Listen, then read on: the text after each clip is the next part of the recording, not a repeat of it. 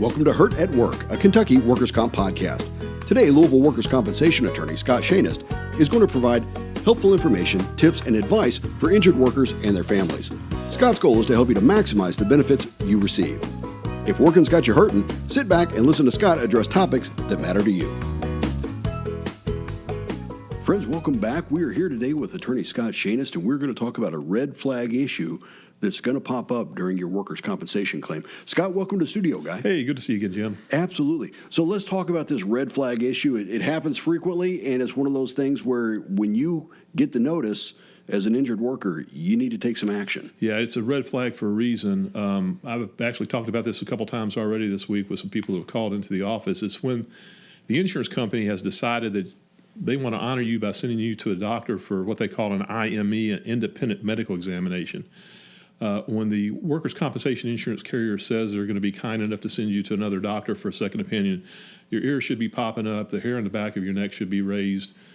You should be really getting ready to understand that this is not going to be helpful for you, because generally this IME, this independent medical examination, first of all, there's nothing independent about it.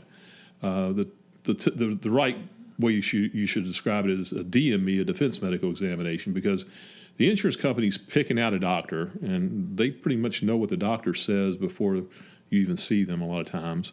And this doctor seems to realize who sends them the business. A lot of times they'll charge $2,000, $3,000, $4,000 for these IMEs to write the report. They might spend 3 or 4 minutes with you, and you get a 15-page report, and you kind of wonder where it all comes from. But the bottom line on all this is the insurance company is probably trying to shut down your case.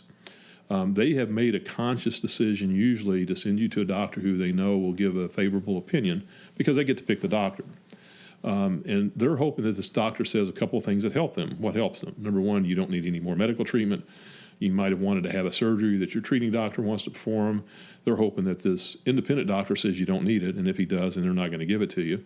There's other ways that this independent medical examination can help the insurance company. Another way is to say that you've reached maximum medical improvement, that there's nothing else wrong with you, therefore you don't need any more temporary total disability benefits for being off work. And sometimes towards the end of the case, when they send you one of these doctors, what they're hoping for is what we call a low impairment rating. The guidelines we use to give impairment ratings in workers' comp, which a lot of the permanent benefits depend upon, have a lot of variables in them. And the doctors can give you ranges in these impairment ratings from 0 to 25% sometimes. And I've heard those are pretty subjective. I mean, it's really, you can get 3 doctors, each given an IME exam, and they could come up with 3 different impairment ratings. In fact, it's rare to get 3 doctors to give the same impairment rating. Wow. And generally the doctors the insurance company is going to send you to is going to give you a lower impairment rating than a lot of other doctors. And then they will use that as a basis to try to negotiate a lower settlement. So this independent medical... So basically they're saying you're not as impaired... Correct. ...as it appeared you might have become, or, hey, your injury's there, maybe there's an impairment, but it's not significant. Because if it were more significant, there's more benefits that are going to be paid out. Right. That's exactly right. And the lower the impairment rating, the less money they have to pay, which is the main objective for the insurance company. And you got to remember, a lot of the adjusters' main objective here is to keep the cost to minimum.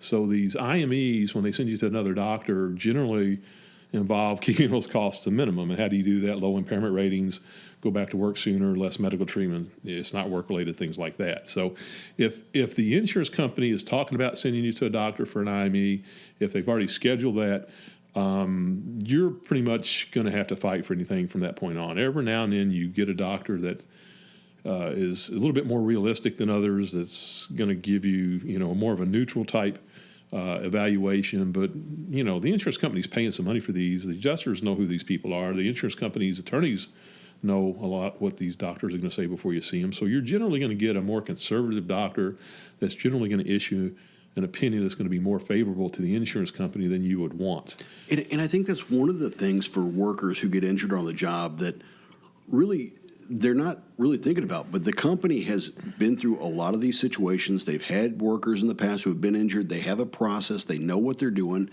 And their entire objective is to limit their financial exposure. Their objective is not to make you back to the person you were before you were injured, or make you happy, or try to make your life better. Their objective is to keep their costs low. That's what the adjusters get graded on by their supervisors. That's what the supervisors get graded on by their board of directors. So their main objective here is to minimize the cost. A lot of these insurance claims are really just dollar amounts to them. It's not a person thing to them. They don't know you. They don't care about you. You may never meet them. So what they're trying to do is actively limit the cost of your claim. And to me, this is a big red flag. When they schedule an IME, that tells me usually that the insurance adjuster has made a decision that they're going to try to cut your case off, that they're not going to want to pay any more benefits. They don't want to pay any more medical treatment. They're trying to do whatever they can to get out of this as cheap as they can.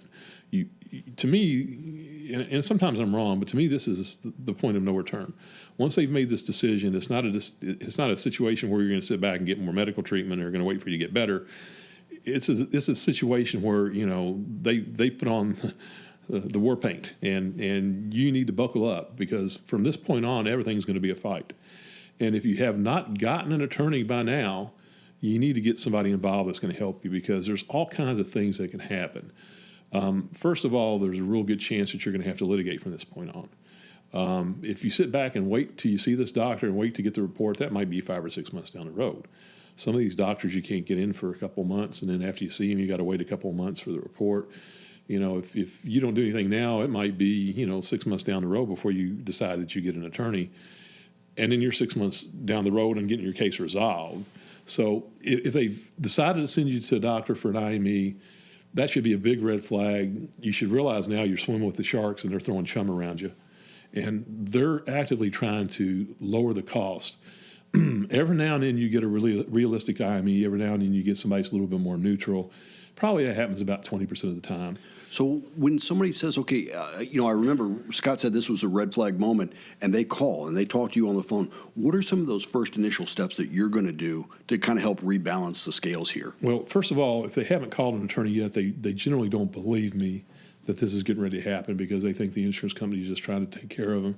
And what I normally tell them is, who's the doctor they sent you to? Why don't you Google that person's name and see what people have to say about them? And sometimes they'll call me back the next day and say, oh, you're right. I see what's going on here. A lot of times people just don't want to seem to believe me when I say this is happening, because they just don't think the insurance company is trying to actively decrease the value of their case. But what they need to do, though, is really buckle up. I mean, they've got to make a decision about whether or not they want to fight for the benefits they deserve, or if they want to roll over and just let the insurance company tell them what their case is worth from this point on. From my perspective as an attorney, probably about half my cases anymore involve an IME before somebody's reached maximum medical improvement. And it's a lot of times it's the insurance company trying to deny surgery, trying to deny somebody got hurt at work, just different reasons to kind of shut off the case at the beginning. A lot of times these IMEs come in later on after we've actually had the person go through the surgery and they've recovered, and we're really just arguing about impairment ratings and whether they can go back to work. But a lot of times when somebody's not actually filed a claim and you're not in litigation, this is designed to shut everything off. If you haven't gotten an attorney yet, you really need to get somebody in there. From my perspective, like I said, about half my cases involve these. We end up charging the same fee if we're involved at the beginning or the end.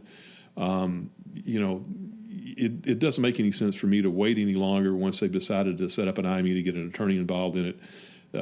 If you've never been in a workers' compensation claim, you probably don't understand.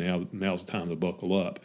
But from this point on, you're going to be essentially, I think, fighting for benefits, fighting for money for being off work, fighting for medical treatment. Sometimes you're fighting about whether or not the injury is actually work-related.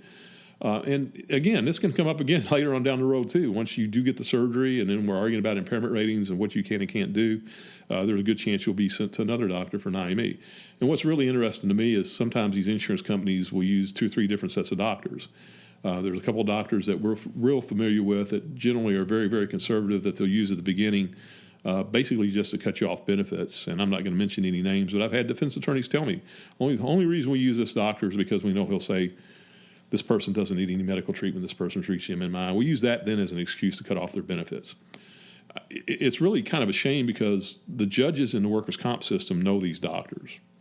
You don't know them. You've never had a workers' compensation claim, but this judge has got 500 claims on his docket. He's been doing this for 15 years. Every time he sees this doctor's name, he knows the insurance company's hired him. Every time he's seen this doctor's name, he knows this doctor is going to say they have a 0% impairment rating. They don't need any more medical treatment. And a lot of times the judges in the workers' comp system really ignore them. But what it does is it gives the insurance company an excuse now. Now they have an excuse because this doctor said you're no longer hurt, you don't need any treatment, so they can cut you off. And that puts the injured worker in a very bad position. They don't have any income coming in. They don't have any medical treatment that's going to be done. It puts them in a very, very bad position. Some people have to roll over and just take what the insurance company offers them because they don't have any choice. They're going to lose their house. All this other stuff's going on. Who's going to pay for the college education if they don't have any money coming in? So what happens is it puts somebody in a very, very bad spot. And it's a shame to me because a lot of the insurance companies and a lot of the attorneys know nobody's going to put any weight on it, but it does give them an excuse. It gets them past the Unfair Claims Settlement Practice Act. They can say that you don't need any benefits anymore and you don't need any more treatment, so it just cuts you off. Wow. I mean, I'm amazed that there's so much gamesmanship to this, and you would hope that the company and the adjusters are working in your behalf, for your behalf, on your behalf, but they're really not. They're really not. And so again, when you're involved, what are some of the things that you're going to do to help again rebalance the scale there, so that your client, the injured worker, actually does begin to get that treatment? How do you do that? Well, first of all, we've got to figure out what's going on. If we've never met with a person, if we don't have the medical records, we've got to get a little bit of a background on the case. We've got to get their medical records to see what's actually going on, to confirm, this person does need this treatment. And that takes a little while. If you've never been in my office before, it might take 4 to 6 weeks to get your medical records to see what's happening.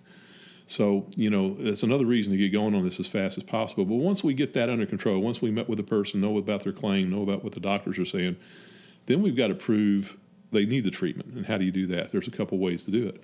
One is you try to get the information from the treating doctor. Hopefully there's medical records that say this is work-related, that say they need this treatment for whatever reason. Hopefully that's work-related reason. Hopefully that's documented in the medical records. A lot of times it is.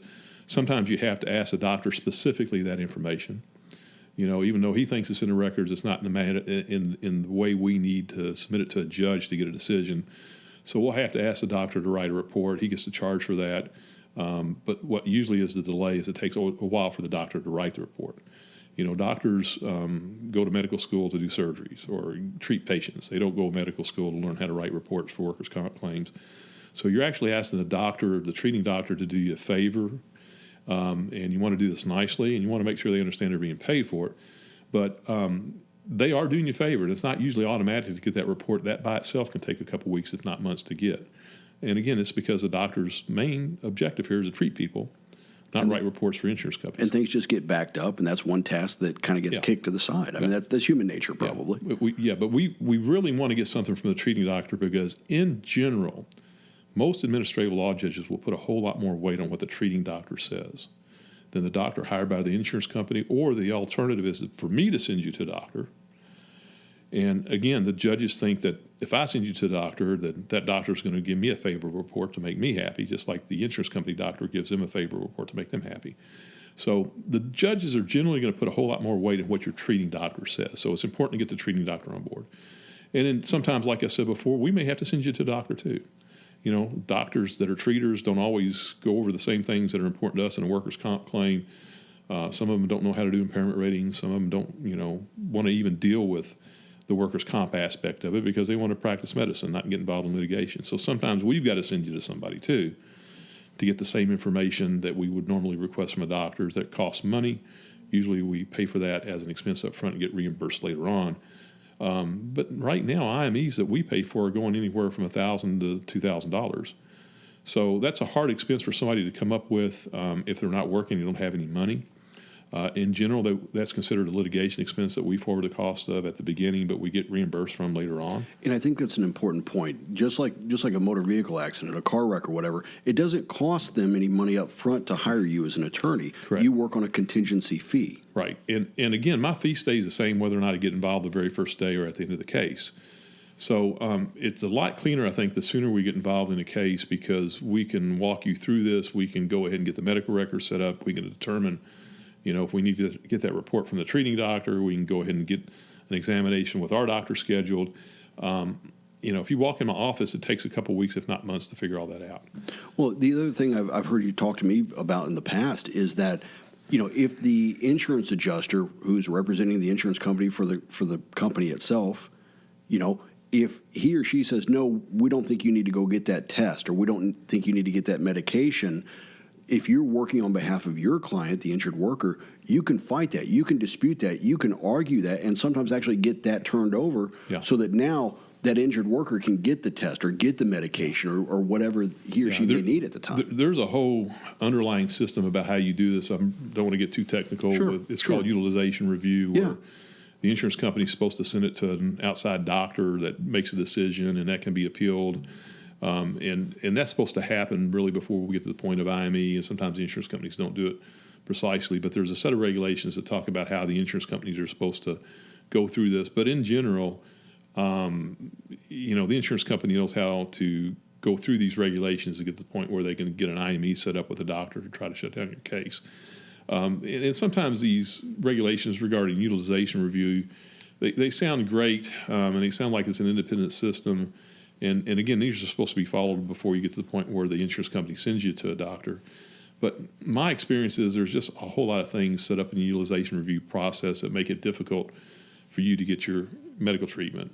Sometimes the utilization review doctor will get this case from the insurance company, and they'll call up your treating doctor to talk to them about it. Well, it's hard to get a hold of your treating doctor. If you were trying to get a hold of them, you probably couldn't do it. Your doctor is doing surgery. He's seeing patients.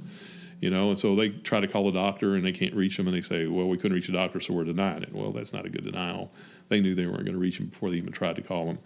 And that's used as a decision to turn your case down through utilization review, so that gets it to the next step. And I don't want to get too involved in the utilization review process because, to me, there's so many ways you can get around it. It probably isn't really worth talking about in a podcast. But the end result of all this and what it really boils down to is the medical opinions of the doctors involved in these cases. And in general, the insurance company is going to try to get a medical opinion that they think will be favorable to them based on their prior experience with the doctors. Some of these doctors make a ton of money on this. I've seen financial information from some of these doctors are making over $600,000 or $700,000 a year doing these independent medical examinations for insurance companies, and 95% of it's going to be for insurance companies. Some of them are not making that kind of money, but there's some that don't do anything but this. A lot of doctors actually don't do anything but this. And in general, it seems like the insurance company's doctors charge a lot more than the doctors we use for different reasons. But there's a whole industry based on this. And the insurance company does this for a living. The adjuster does this for a living. They've got 500 claims. They've used these doctors before. They know what the doctor is going to say. Their attorney's advising them about which doctor to use. The typical injured person has not had a workers' comp claim before. They think this doctor is just like their family doctor, is going to treat them well. Nah. What happens is you go in and see this doctor. I like to ask them. I actually ask my clients, how much time do you actually spend with the IME doctor the company hired? And it's not uncommon to hear 1 or 2 minutes. Unbelievable. Yeah, and what happens is they've gotten your medical records. They kind of know what's going on. Sometimes the only reason they see you is to say they saw you. Right, because they kind of have an idea how they're going to rate this thing anyway. I shouldn't say they know what they're going to say ahead of time, but a lot of times it seems that way. Yeah. But if you are going to go to an independent doctor, you need to keep track of what's going on, who you saw, what they say. I tell my clients to write down, how much time you actually spent with that physician himself. What did that physician actually say? Make notes of that. I don't advise my clients to record it, but they can write down how much time. They can look at their watch and see when they went in and saw them. They can write down on their, documents when they left the doctor's office. They can write down what the doctor said. Keep track of all that, because this all becomes important maybe a year and a half down the road. And, if you've got it written down and you wrote it down when you were there, you're going to be a lot more believable than if you start talking about it a year and a half down the road by memory. What's interesting to me, too, again, I was getting to it a minute ago, is sometimes these companies will use different IME doctors. They'll use one doctor at the beginning who they know will help them shut the case down, but they know the judge isn't going to pay any attention to, and then they'll use a more believable doctor, I guess is probably the best way to describe it, later on down the road, who's still conservative but not as bad as the original doctor. Because it's still trying to shut the case down. Trying to minimize now. They know they're going to pay something. They're just trying to not to pay as much. But I've had cases where they've used 4 or 5 different doctors. Wow. They keep sending you to somebody until they get the opinion they want, which I don't think makes them look very good, but it's what happens. And, they keep doing it. So it really boils down to who the judge is going to believe. Like I said, the judges generally believe your treating doctor, If you've got a treating doctor that says you need medical treatment, if it's work-related, if you should be off work, that treating doctor's opinion will generally carry more weight than anybody I send you to. It will also carry more weight, a lot more weight than anybody the insurance company sends you to. So if you've got a treating doctor and they say you need some kind of medical treatment or something else related to the claim, chances are you're eventually going to get that, but you may have to fight to get that, and you probably will have to fight to get that. So the good news is if you have a treating doctor saying you need this treatment, you probably will get it. The bad news is you're probably going to have to get me or somebody else involved in the case to get that treatment.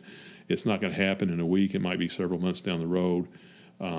You're basically getting into a fight, and you got to do all the things that you have to do for a fight. You got to get ready for it and get ready to litigate it. So, I think it's important to remember the end game in this is to get the treatment you need and the benefits you deserve, and that will probably happen. But again, it's just not going to happen automatically. And I have seen people that have had these IMEs, and the doctor said they're okay, and they just drop it. And to me, that's amazing because they think, this doctor's opinion carries more weight than anybody else. And I'm looking at this doctor's opinion, and I've had judges tell me they would never rely upon it. So, again, this is a big red flag. If the insurance company is setting you up for an IME, get your big boy pants on. Something's getting ready to happen here. Yeah. You really need to get an attorney involved in this if you haven't. You need to be prepared to litigate this. There's still a lot of things that can happen after you have the IME. If you want to get the medical treatment through workers' comp, we have to file essentially what's called an MFD, a medical fee dispute, which means we have to litigate this in front of a judge to determine whether or not that medical treatment is related to your work-related injury. And it gets back into all the stuff we were talking about before about who the judge believes more than others. The problem about MFD is it can take a while, 9 months to a year. So if you need that medical treatment now and you're hurting, and most people want to get it over with, if we file the medical fee dispute, we probably will win that, but it will be a long time before we get there. Sometimes people have to turn the medical treatment into the regular health insurance just to get the treatment now, and we can still litigate that issue in front of the judge to determine whether or not it's work-related, and then sometimes the insurance company has to pay back your health insurance carrier. But the alternatives, if this has been shut down, are not good. They're all real time sensitive. The longer you wait to get going on this, the longer anything's going to happen.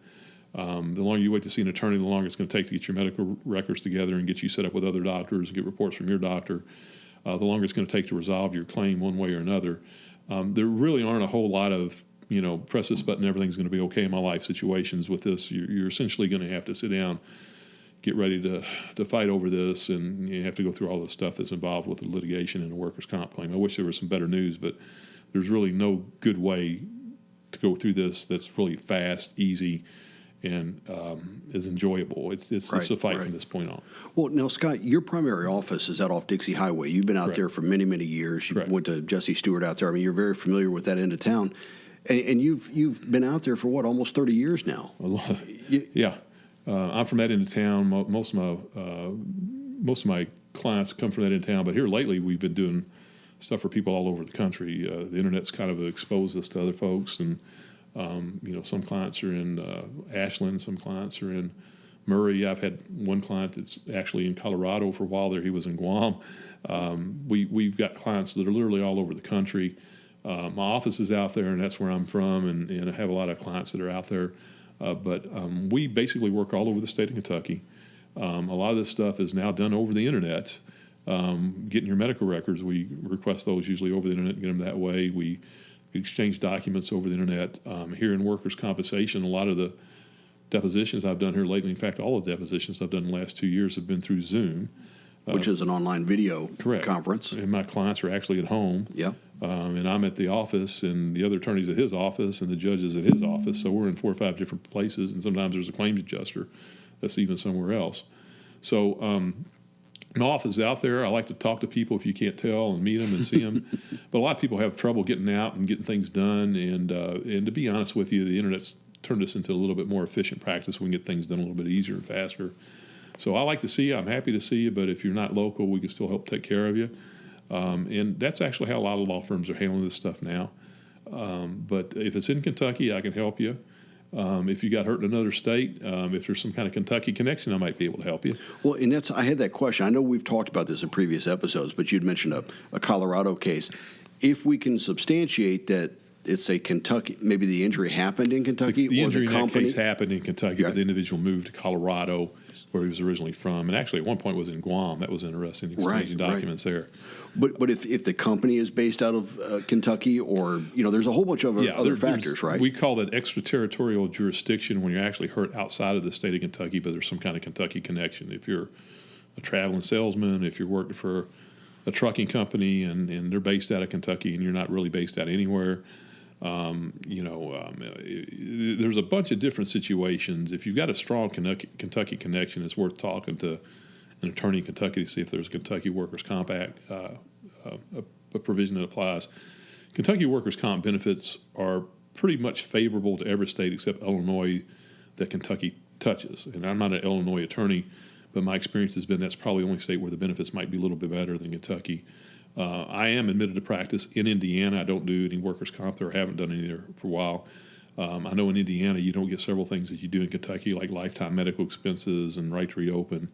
If you get hurt by somebody that's not carrying workers' comp insurance, you really have a hard time recovering benefits in Indiana.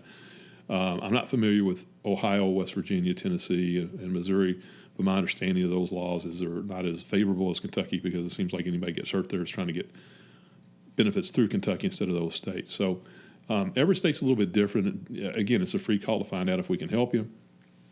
I like to talk if you can't tell. So we'll be happy to talk to you about it, see if there's some way we can help you with this case. What's the best phone number they should use? 502-937-5287. 502-937-5287. And if for some reason nobody's in the office and we don't answer, we will get the message and we'll get back with you. Also, we have the website, which is ScheynostLaw.com. You have to be able to spell Scheynost. Have a lot of free information there, especially in the FAQs that talk about some of these subjects. You might even be able to hear this podcast there. That website's name is spelled ScheynostLaw.com, ScheynostLaw.com. And you can individually email me at my email address, which is sscheynost@ScheynostLaw.com, SSCHEYNOST at SCHEYNOSTLAW.com. Again, you got to be able to spell Scheynost. I'll put links in the show notes so that people will be able to find out. Use Jim Ray's name next time. Well, actually, on the website, there's a contact us form. You can actually send an that's email. true. I forgot about Yeah, you that. can always send an Thanks, email Jim. that way. Yeah, It's a little bit easier sometimes to do it that way. But Scott, you've handled these cases all over the place. You've been involved with this for several decades now. And you've been in some of these battles, and I think that's a big surprise for a lot of people when they realize, well, the company that was so excited to hire me and so excited to welcome me aboard is now on the other side of the fence. It's a profit loss situation. You're not getting anything done for the company. In fact, you're almost in the loss side of the equation. You aren't dealing with your manager anymore. You're dealing with either human resources who wants to keep their losses low, or the workers' comp carrier who's not really related to your company at all. They're just trying to keep their individual company's losses lower. Most companies have an insurance carrier who really doesn't care what happens to the company. They're just trying to keep their losses low. Some companies are self-insured, especially the bigger ones, and they'll have what's called a TPA, a third-party administrator, handling the claim, but they'll actually be calling the shots. But if you work for a medium-sized or low-sized company, you're generally dealing with an insurance carrier who doesn't care what happens to you. This adjuster wants to get promoted and become supervisor. They're not going to be able to do that if they keep in and out surgeries and stuff like that their supervisor thinks they don't need to. And then that's another thing, too, is, if this supervisor decides you need an IME and they paid $3,000 for it and that doctor says you don't need it, that adjuster's not going to argue with their supervisor about, you do need the surgery. Right. First thing that supervisor is going to say is, why did you pay $3,000 to somebody who says they don't need it and you're wanting to do it? So, again, the writing's on the wall, the red flag's going up, the hair in the back of your neck should be going up. I'm sorry, but this is where you're at right now. And I guess the reason I'm talking about this today is I actually had this conversation a couple times this week where people were actually surprised this is going to happen. They've been getting money for being off work. They've been paying for all the medical treatment. Well, somebody wants to do surgery now. Well, the cost of poker just went up. So, the insurance company's going to do something. Another time frame for all this stuff seems to be the 6-month time frame after the injury. If you've not gone back to work after 6 months, and if the surgery has not been approved, it seems like the insurance companies want to actively try to do something to get your case turned down. So if you've been off work 6 months and you're not getting some significant medical treatment, you're still off work, don't be surprised if this IME comes up. And it's almost like it's in the claims manual. If they're off 6 months, let's do an IME. Right. But I've never seen that anywhere, but it just seems to happen in every case. It's amazing how it just seems to happen. Yeah, and there must be somewhere, some seminar where they've told the adjusters to do this. Right. I just haven't seen it. But 6 months, if you've been off work 6 months, expect this to happen. And at some point, it's going to happen. 6 months seems to be the point. It's not 5 years, though. Yeah. It's going to be 6 months. So insurance companies, a lot of adjusters get graded on how much it costs to get rid of a case. They also get graded on how fast they get rid of the case. So if you're costing them money and you're delaying the case being over, you're not making any friends at the insurance company, and they'll probably be just talking about what they can do to change this around. Oh, that makes sense. Hey, Scott, as we wrap up this episode today, we had talked about the fact a little bit earlier that it doesn't cost them money to walk into your office or to give you a call, and we said you work on a contingency fee. Yeah. Do you want to explain that real quickly Sure. and how you deal with that's important. case expenses? Let's talk about that as well. Yeah, first of all, almost all these cases are going to be handled on a contingency fee, which means I don't charge you anything unless I get money for you. So the call to me, the beginning of the case is free. Again, you can talk to me if you don't like me. I'm not going to charge you by the hour to talk to you. There's no cost involved in that. If I take the case and you want to hire me, then we'll sign an attorney-client contract. In Kentucky, my fee is limited to no more than 20% and no more than $18,000 that I can get out of a case in a workers' comp claim. And there's some built-in limits in there. I'm not going to get too technical if you have less than a big case, but never more than $18,000 and never more than 20%. Now, in addition to my fee, we may also incur expenses, and one of those we were talking about earlier is the cost to send you to a doctor. I may send you to a doctor. I just wrote a check today for $1,000 to a doctor. That's a case expense. So that will eventually be recovered by me from the money you get. Normally what I'll do is I'll wait to the end of the case. Hopefully you'll get a good lump sum of money, and I'll deduct that fee out of what you get. So the cost to you to hire me are, number one, my fee. Again, it's no more than 20% or $18,000. And number two, my expenses I incur in your case. And those expenses can be variable. They can be $5 or they can be $5,000 and anything in between. But that's what it costs you to get me involved in the case. Some of these things we don't know. In workers' comp claim, you're usually talking about a couple of $1,000s in expenses. Other cases can be more expensive. Some workers' comp claims are going to be more than that. Most of them are going to be less than that. Every case is different. But that's the important thing to remember. First of all, it's a contingency fee. You don't have to come up with the money up front. Secondly, the expenses we incur, normally we'll go ahead and forward those to you, so you don't have to worry about anything until we get you money at the end of the case. Well, and then you kind of have a personal policy that realistically, if you don't prevail in the case, what happens to those court costs and those expenses? If I don't prevail in the case, and you have been honest with me about what's happened, I have had people that have not been honest with me before, then I'm not seeking anything out of the case, not even my expenses. I tend to reserve that right because I have had people, unfortunately, over time, not be truthful to me about certain situations. And my particular contract gives me the right to determine whether or not I can get that money reimbursed from you. But I can tell you this, I haven't ever tried to recover anything from anybody in 30 years. Wow. Even when I have not been told the truth. So, Right. But I just reserve that right. It's just a peculiar thing with me because I have had different people not tell me the truth in certain situations. And that doesn't happen very often. But it happens. But it does. Well, Scott, buddy, I appreciate your time. I know you're busy, and this has been a good episode. I really hope the injured people out there who are working hard, trying to earn a living, get hurt at work, and then all of a sudden they get this red flag pop up. I hope we've given them some information and some education about things that they may need to think about, and obviously they can get a hold of you as quickly as possible, and you can get to work for them. Keep giving me caffeine. I'll keep talking. Thanks, Jim. Take care, Scott. Bye-bye. Thanks for listening to this episode of Hurt at Work. Scott will be back in 2 weeks with a new episode. For more information, be sure to visit ScheynostLaw.com. That's SCHEYNOST law.com. You can also follow Scott's Workers' Comp office on Facebook. Until next time, be safe and remember, Scott's ready to help, especially when you and your family need it the most.